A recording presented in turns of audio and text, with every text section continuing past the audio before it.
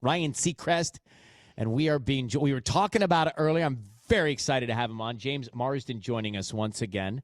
James, welcome. How are you, my friend? Welcome. Bravo.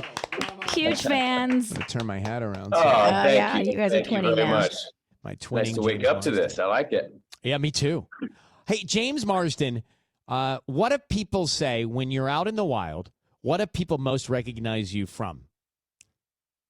Out in the wild, let's see. It's a mixture. It's a whole hodgepodge of stuff. What would it be? I think usually it's the most recent project. Like when Sonic comes out, it's Sonic. Jury Duty. I've never seen such an escalation of awareness. Like so fast. It came out the first weekend, and I was in New York.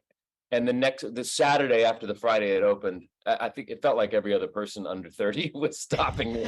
Right. Saying, we're watching Jury Duty. It's great. So right now it's definitely that show. But, for the longest time, it was probably X-Men or Enchanted or 27 Dresses, something like that. Well, I'm glad you did. I'm going to go Jury on and Duty. on and on. It's everything. It's everything. People know my whole catalog. They Right. sit and watch me on the weekend. Hey, but I'm glad you did Jury Duty because Dead to Me is like all those things, and then Dead to Me is one of my favorites. Right. But let's talk about Jury Duty. And I'm saying this to people listening. If you've not heard about, if you've seen it, you know. If you've not seen it, stay with me on this because this is not just James Marsden on plug in a show that he's doing. No. It's not what this is. Mm-mm. This is us going, wow, what a great choice. What a clever concept. And that's why people are kind of obsessed with it. How do you explain? Because a friend of mine said, well, who's on all my friends ask who's on the show the next day, And a friend of mine said, who's on? I said, well, James Marsden's on. Oh, how do you?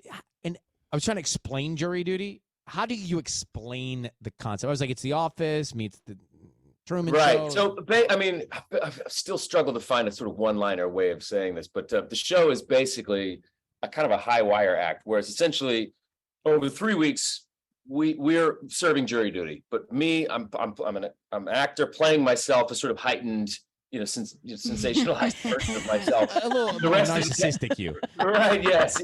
How much of you is it really you? Oh, it's like 95%. No, and so it's basically the Truman Show meets The Office, right? So we're serving jury duty. It's all fake. It's a fake. It's an abandoned courthouse that we took over. It's all actors, improvisational actors who were selected, who are super talented actors, but relatively unknown. And then one guy who thinks the whole thing is real.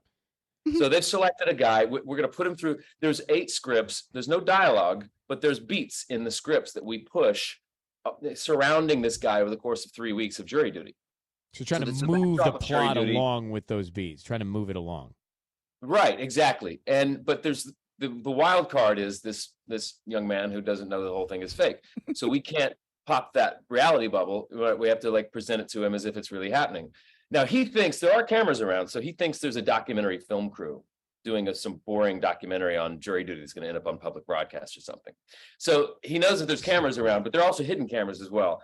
And the whole thing, to me, the reason I got into it is because Lee Eisenberg and G. Stumnitsky created The Office. I'm huge fans of. And then David Bernard, who did White Lotus, he's a buddy of mine.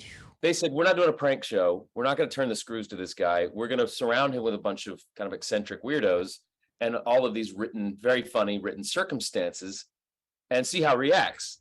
And hopefully by the end of it, he'll be the sort of leader and have his 12 Angry Men moment to sort of bring us all together and unite us. And he did. And it could have gone so many different ways. The conclusion, if we wanted him to turn left and he wanted to turn right, we'd have to turn right with him. We'd have to pivot and be nimble. And so you're in this courtroom for 8 hours a day, in character for 8 hours a day. And so I've not seen the conclusion, and don't give it. You would don't give it away because I'm halfway through the series. Okay, all right, don't give it away. Yeah. But this is so we're talking to James Marsden. It's called Jury Duty. It's Nobody dies. Different. It's so different. It's really worth checking out. This is Tanya here. Her boyfriend she met on Hinge is named Robbie.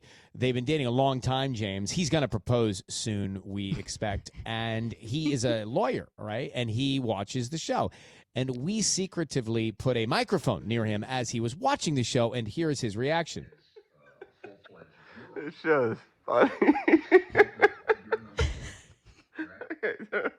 I mean, that was after 10 minutes of him like hysterically laughing. Like I thought you were going to say that was after 10 gummies. No.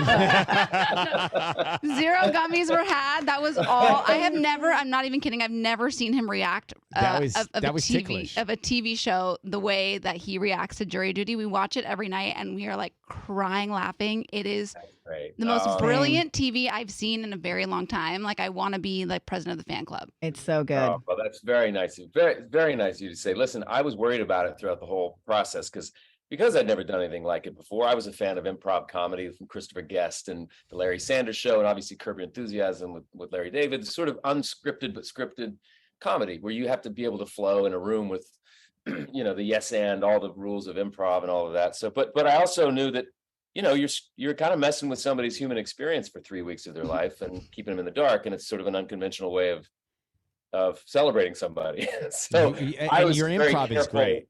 We were very careful and protective of him, and he was such a gem. I mean, he's one of the most pure-hearted people, and he just handles everything, all these kind of weirdos, like I said, in stride and with grace. But it could have been a big flop, and I was taking a big swing on this, but it sure was funny when I was reading the scripts and the beats that we were pushing.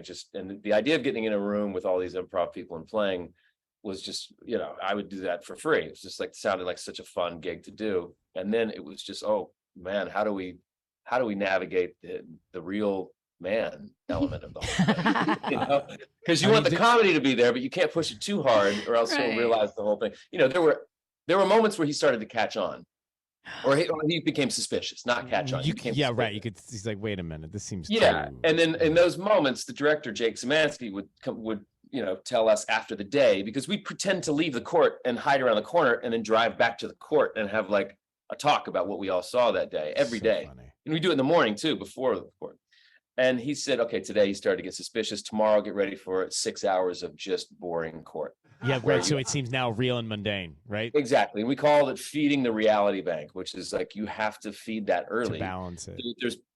To make sure that he's like, this can't be a show, because beyond a reasonable doubt, right? He had to. There was no. Exactly. And you can cut all that out, the boring stuff out later, and just use the good stuff.